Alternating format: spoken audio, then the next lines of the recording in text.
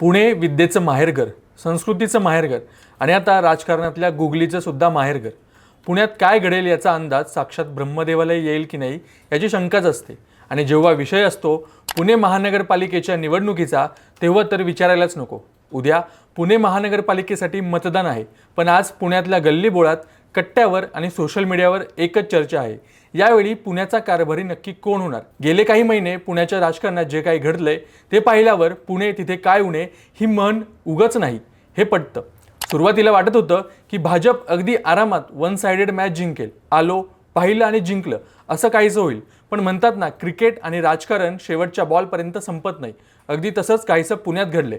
अजितदादांची entry, दोन राष्ट्रवादीचं गुपचूप जुळलेलं गणित, भाजपमधल्या नाराजीचा स्फोट आणि मतदारांचा गोंधळ, या सगळ्या खिचडीमध्ये पुण्याचा पुढचा महापौर कोण असणार याची उत्सुकता शिगेला पोचली आहे.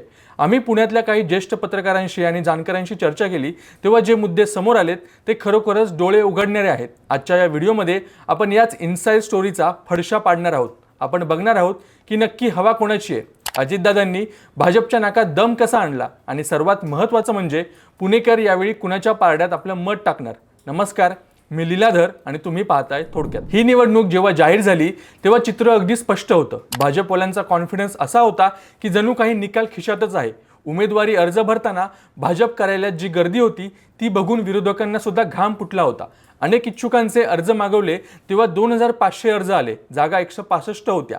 भाजप शिवसेना एकत्र लढणार, जागा वाटपाची चर्चा सुरू होती. सरतेशेवटी भाजप आणि शिवसेना वेगवेगळी लढत असल्याचं जाहीर झालं. प्रभाग रचना भाजपला अनुकूल होती, 10 वर्षांची सत्ता होती आणि वर मोदींची हवा. सगळं कसं आलबेल होतं. पण पिक्चरमध्ये ट्विस्ट आला, तो उमेदवारी वाटपाच्या वेळी. भाजपने अनेक जुन्या, जाणत्या आणि विद्यमान नगरसेवकांची तिकीटं कापली.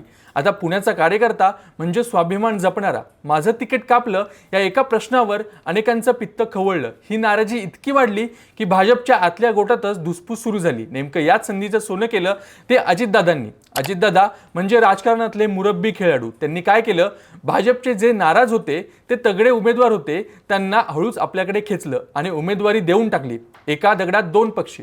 भाजपचा उमेदवार गेला आणि स्वतःची ताकद वाढली. पण खरी गेम फिरली ती अजितदादांच्या जाहीरनाम्यामुळे. अजितदादांनी एक असा डाव टाकला की ज्याने भाजपच्या गोटात शांतता पसरली. त्यांनी घोषणा केली की पुणेकरांना मेट्रो आणि PMPL बस प्रवास मोफत. आता या पुण्यातल्या ट्रॅफिकचा त्रास तुम्हाला माहितीच आहे. तासन तास सिग्नलला उभं राहणाऱ्या पुणेकरांसाठी ही घोषणा म्हणजे लॉटरीच होती. ज्या क्षणी ही घोषणा झाली त्या क्षणी पुण्यात कुजबूज सुरू झाले. अरे, बस फुकट मिळणार ही चर्चा चहाच्या टपरीपासून ते IT पार्कपर्यंत पोहोचली आणि इथेच भाजप बॅकफुटवर गेली. देवेंद्र फडणवीसांना स्वतः येऊन सांगावं लागलं की हे कसं शक्य नाहीये, ही घोषणा कशी चुकीची आहे. भाजपला स्वतःच्याच कामाबद्दल बोलण्याऐवजी अजित पवारांच्या घोषणांवर स्पष्टीकरण द्यावं लागलं. यातच अजितदादांनी अर्धी लढाई जिंकल्यासारखं होतं. एकतर्फी वाटणारी निवडणूक अचानक टफ फाईटमध्ये बदलली. आता थोडं भाजपच्या कामगिरीकडे वळूया. गेल्या 10 वर्षात भाजपने पुण्यात एक हाती सत्ता भोगली. 100+ नगरसेवक निवडून दिले होते पुणेकरांनी.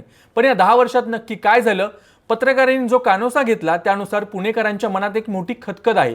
वाहतूक कोंडी सुटली नाही, उलट ती वाढलीच. खड्डे, पाणी पुरवठा, कचरा हे प्रश्न जसेच्या तसे राहिले. भाजपच्या अनेक घोषणा हवेतच उरल्या असं काही मतदारांचं म्हणणं आहे.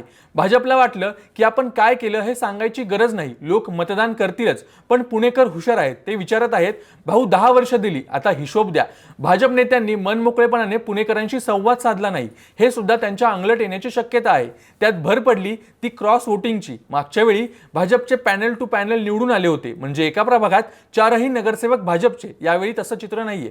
लोक म्हणतात की आम्ही 2 मतं कामाच्या माणसाला देऊ आणि 2 मतं पक्षाला देऊ. या संमिश्र मतदानाचा सगळ्यात मोठा फटका भाजपला बसू शकतो. पुण्याच्या निवडणुकीत सर्वात जास्त चर्चा झाली ती 2 राष्ट्रवादी एकत्र येण्याची. वरकरणी हे पक्ष वेगवेगळे दिसत असले तरी आतून काहीतरी वेगळं शिस्त आहे का, अशी शंका पत्रकारांना आणि पुणेकरांना नेहमीच येत होती. अजितदादांनी सुरुवातीला सर्व पक्षांना सांगितलं होतं की आम्ही तुमच्यासोबत आहोत, पण शेवटी ते गेले कोणासोबत, तर दुसऱ्या राष्ट्रवादीसोबत. म्हणजे काका पुतण्या वेगळे लढत आहेत की एकत्र हे कोणालाच कळेना. यालाच म्हणतात पवार स्टाईल राजकारण.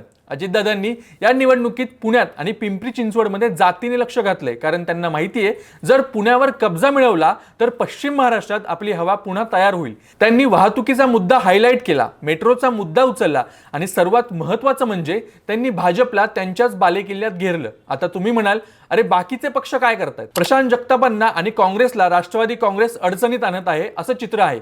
काँग्रेसचा विचार केला तर काँग्रेस हा पुण्यातला सायलेंट प्लेयर आहे. कोणी कितीही ओरडलं तरी काँग्रेसचा एक फिक्स मतदार आहेत. कंटेनमेंट झोन, कोथरूड, हडपसर, वानवडी या भागात काँग्रेसचं वर्चस्व वाढण्याची शक्यता आहे. अंदाजानुसार काँग्रेसच्या नगरसेवकांची संख्या यावेळी दुप्पट होऊ शकते. म्हणजे 9-10 वरून थेट 12 ते 16 पर्यंत मजल मारू शकतात. शिवसेना, ठाकरे गट आणि मनसे यांचं काय? तर शिवसेनेचे फायरब्रँड नेते वसंत मोरे आता ठाकरे गटात आहेत. ते तगडे उमेदवार आहेत, यात वादच नाही. पण पक्षांतर्गत संवादाचा अभाव आणि नेत्यांच्या गाठीभेटीमधली कमतरता यामुळे ठाकरे गट थोडा मागे पडल्याचं दिसतंय. राज ठाकरे एक दिवस पुण्यात आले, भेटीगाठी घेतल्या आणि गेले. मनसेची ताकद आहे, पण ती मतात किती बदलेल हे काळच सांगेल. भौगोलिक गणितानुसार काही ठिकाणी मनसे चमत्कार करू शकते, पण सत्ता मिळवण्या इतपत जोर दिसत नाही. यावेळी कोणालाही एक हाती सत्ता मिळणं कठीण आहे. पुण्यात त्रिशंकू अवस्था परिस्थिती निर्माण होऊ शकते. म्हणजे कोणाला स्पष्ट बहुमत मिळणार नाही. भाजप मोठा पक्ष, पण भाजप कदाचित सिंगल लार्जेस्ट पार्टी ठरेल, पण त्यांना बहुमताचा जादुई आकडा गाठता येणार नाहीये. त्यांच्या जागा कमी होणार हे नक्की. परिवर्तनाची लाट निर्माण होऊ शकते. जर पुणेकरांनी ठरवलंच की आता बाद झालं, तर अजित पवारांच्या नेतृत्वाखालील राष्ट्रवादीला अनपेक्षित यश मिळू शकतं आणि कदाचित सत्ताही त्यांच्याकडे जाऊ शकते. काही पत्रकार सांगतात की भाजपसाठी ही निवडणूक म्हणजे एक अलार्म सिग्नल आहे. आमदार, मंत्री यांचा अतिरेक हस्तक्षेप आणि कार्यकर्त्यांची नाराजी यामुळे भाजपला फटका बसणार आहे.